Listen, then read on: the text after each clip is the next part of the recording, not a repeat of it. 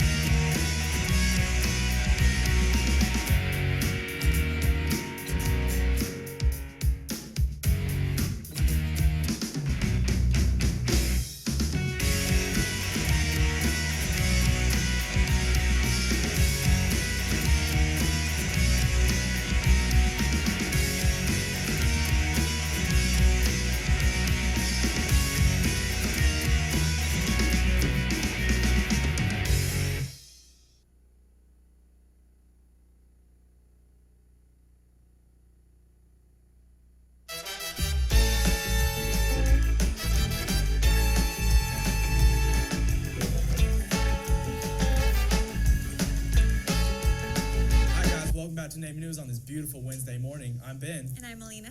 So there's a varsity game today, right? Tomorrow. Oh, who are we playing against? North Garland. I hope we win this thing. Do you think we're gonna win? We better. All right. Would you please stand for the Pledge of Allegiance?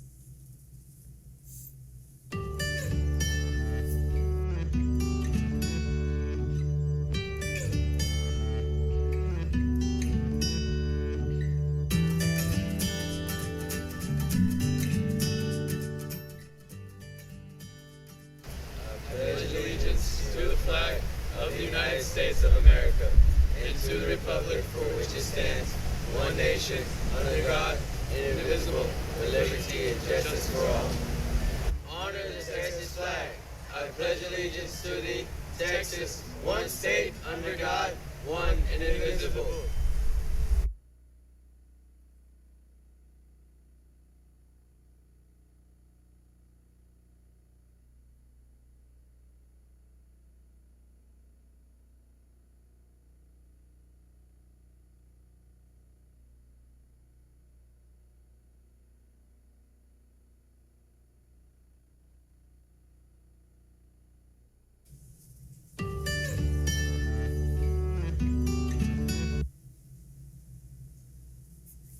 Thank you. Now we'll go to the announcements. First Fashion Club meeting, September 29th from 2:45 to 3:15. We will be holding officer elections. Come prepared if you would like to run.